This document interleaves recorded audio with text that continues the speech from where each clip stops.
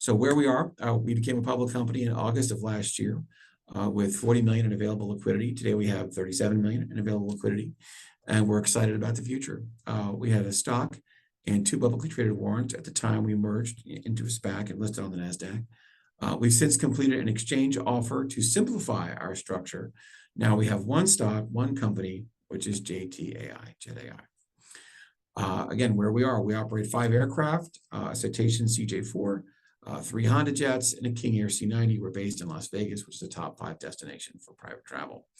Our business also includes 3 pieces of software: CharterGPT, Reroute, Dynaflight, and most recently, a 4th, which is in beta, called Jet.AI, which is a consumer version of Reroute, which we'll talk about in just a minute. Reroute and Dynaflight are pre-revenue, but we anticipate revenue generation from them in 4Q. CharterGPT, which is a revenue-generating software product, allows users to book private jets via iPhone or Android in natural language, always with a human in the loop. Over time, the role of the human will decrease as GPT's capabilities expand, eventually automating more of the process from communication to consumer preference learning to actual outreach to operators. Now I think we could talk a bit about where we're headed and how we plan to get there. Looking ahead, we have ongoing discussions about expanding our fleet with Bombardier aircraft. Specifically, we've entered into an LOI and then negotiated a purchase agreement for the Challenger 3500 aircraft, totaling around $300 million, including options, or about 65 million firm. So that'd be like 65 and about 230. So you can think of it as 3 firm aircraft with 7 options.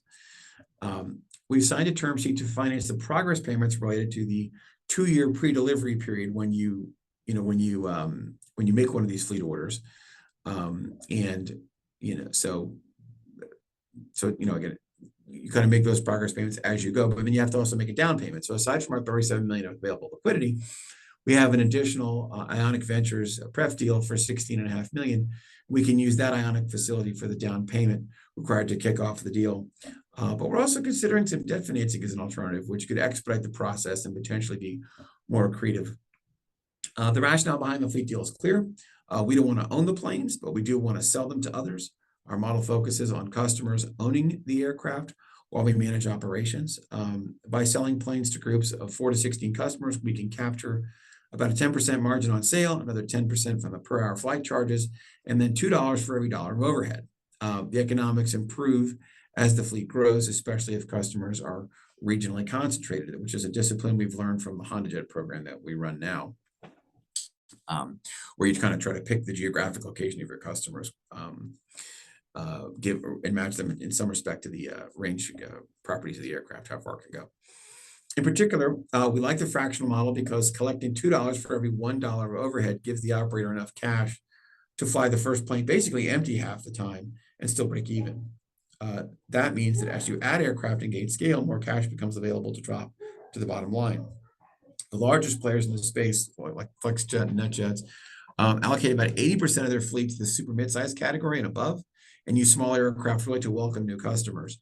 We already have light and super light jets and have already proven our ability to execute on a $25 million fleet deal with Honda Jet. So a move to a larger cabin aircraft and an order size of about 65 million, again, about 300 million with options, is a rational step in our view. It's maybe a good moment to pause and say that we have watched many of our competitors give into the temptation to scale very quickly, because when you have more aircraft, you tend to fly them with empty less of the time. You have fewer empty legs.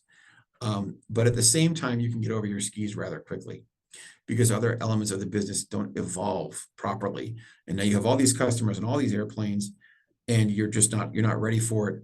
Or worse yet, you've decided to own airplanes instead of make sure the customers own those airplanes. We have gone very slowly and very judiciously. For example, so others have had Honda Jet fleets of 20 and 30 planes. We have 3. And we've actually announced the disposition of one of those aircraft because we got a bid where our view was that the net present value, the expected future cash flows from that sale of that aircraft exceeded what we could do as an operator. So we are not in love with our machinery. I mean, we think jets are cool, but ultimately our objective is to husband our capital look for high rates of incremental return on capital, and to make thoughtful decisions about plan and their relationship to scale also. So I think, and that's probably a good time to move on to the software side. So on the software side, we've significantly strengthened ChatGPT, Dynaflight, and Reroute, transforming them into robust enterprise-class products. So while we started with sort of a scrappy startup mentality, get the products launched, get them into people's hands, get product market fit, and get some revenue out of them, which has been a difficulty with Dynaflight and Reroute initially, because there were more nuances than we accounted for. But it's been very successful with Charter GPT. By the way, it's easy to mistake calling Charter GPT for Chat GPT. So if I've done that, please forgive me. But the products are now much more advanced, feature rich, although we've tried to keep the spirit of innovation. Our focus now is on expanding Charter GPT's functionality, or one of our focuses on the software side. Currently, it enables natural language search when booking an aircraft, with a human stepping in to complete the process. However, the backend still relies heavily on human input rather than AI. Our next step is to automate some of the charter brokers' work, specifically outreach and things like communication. This would evolve AI from just offering suggestions or predictions to actively engaging with operators of aircraft through direct communication. So when you hear in the media, oh, the next direction of AI is acting as an agent, right, giving an AI agency, that's what I'm talking about. We also see room for improvement in contract reconciliation between our contracts and operator agreements, because on an agency basis, each time you go out to charter an airplane, you have a contract that you face your customer with, but then of course you face the operator of the aircraft, and those rules don't always agree. So the reconciliation of those rules takes time, takes human beings, and AI is really well equipped to handle it. So it's a place to pick up some productivity. The future could involve AI-powered travel agents communicating with each other, right? So Expedia, for example, has a GPT that you can talk to. But as far as we're aware, that GPT doesn't talk to any other GPTs. So you can imagine a world in which people talk to travel agents, but we become a central point of access, because we have a very well-trained AI that deals with private aviation, which is a complex, exception-heavy edge case in a box. I mean, there are so many edges in booking private aviation with, in general, that a global AI model that deals with travel is poorly equipped. So we think we have value to add in that area, notwithstanding our ability to deliver actual aircraft that we control. Regarding Reroute, it's designed to help operators monetize empty legs by adjusting pricing and offering high margin cost saving opportunities to customers. So Reroute, by way of introduction, for those of you that may not be aware, is an empty leg tool. So we've reached out to around 300 operators, and the feedback has been overwhelmingly positive. And the next generation of Reroute will include a trip sheet feature, which operators need most, along with a pricing tool that manages fees and bookings without requiring operators to switch back to their internal systems. This streamlines the process, allowing operators to maximize their savings efficiently. So what does that really mean? Well, what that means is that we've showed Reroute opportunities, which is, here's an empty leg from point to point. It doesn't fit what your customer wants. Change it just a little bit, right? Change it just a little bit. And you've generally already been paid for half the trip, because charters have a return to base mentality. When you charter a plane one way, you pay for the way there and the way back. So the operator, if they can sell the way back, pockets the difference. They pocket the money. It's a big margin opportunity. But it's very rare that people want to pay a lot of money to fit someone else's schedule. So sort of inadvertent, right? So it's luck of the draw. But with Reroute, you can take that dead inventory and recycle it by changing it a little bit to a way that really does fit what people want or are willing to pay for, which is lucrative for the operator and prospectively a lot of cost savings for the traveler. So what we've experienced in taking Reroute to market and looking for product market fit is that operators say, wow, we love this. This is incredible. But I don't know how to price your Reroute. I don't know how to do it. And so what they wind up doing is going back to other software that they use to price charter. They price the charter normally, and then they offer us the flight at no savings. There's no point to it. So we've built this trip sheet functionality and this pricing functionality that replicates what they've already got, except has the business logic to deal with the fact that they've already been paid for a lot of the trip. And that's good for them. They like that. They've told us that they wanted it.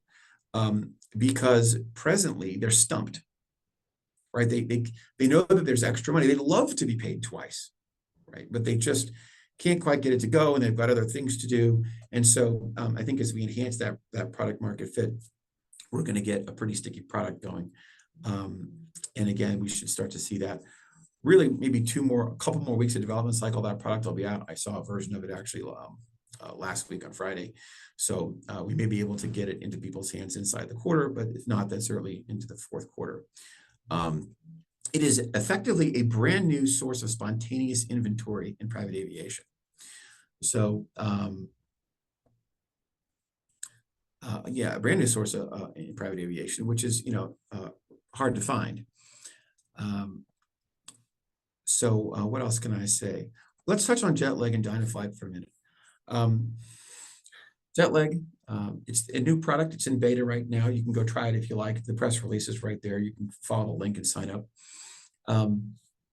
It's the cousin of Reroute. Jet.AI is an app that allows consumers to request reroutes, making us into a broker who could represent more demand to operators each day. So it effectively feeds the Reroute system, you could think of it. Right now, Reroute is kind of like a broker's broker, right? So someone comes to us with a demand, either a broker or an individual, and then we turn around to the operator of the aircraft because our software has all of the empty legs in the country that it's reconstituting it to fit the request that's been made. In this instance, in the instance of an individual coming to us through the Reroute website, that's fine. We're just, like a broker to an operator. In the case of a broker coming to us, we're like a broker's broker. It's a little more difficult, but it could certainly be done when there's lots of margin on the table, as there are generally in reroutes. Jet.AI is interesting because it's an additional source of consumer revenue, and I think a lot of people who, when they book air travel, they kind of look for the app, if that makes sense. If you hold on one moment.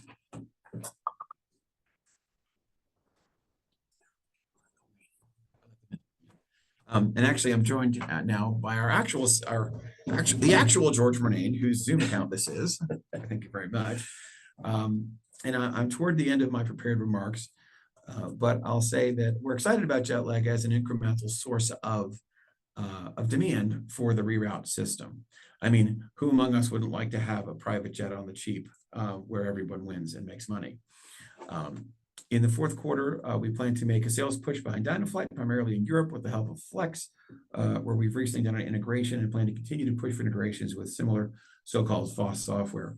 As a new company, channel sales strategies are great for things like this, and I think that's where we're going to be spending our time.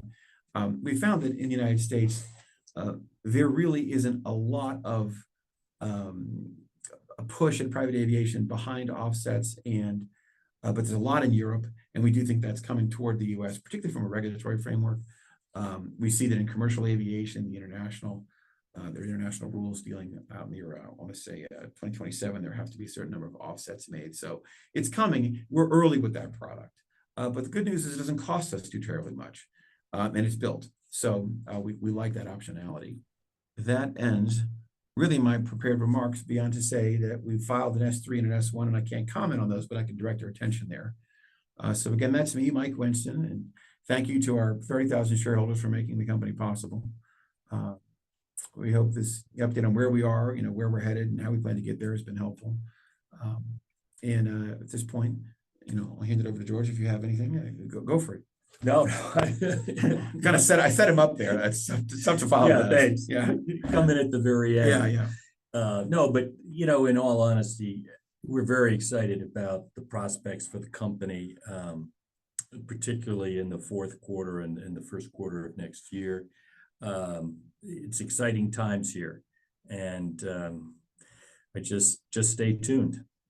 Yeah, if you have any follow-up questions, or if anything wasn't clear, it's just Jet.AI at gateway-grp.com. And let me see if I can post this. I don't know. That's Jet.AI at gateway-grp.com.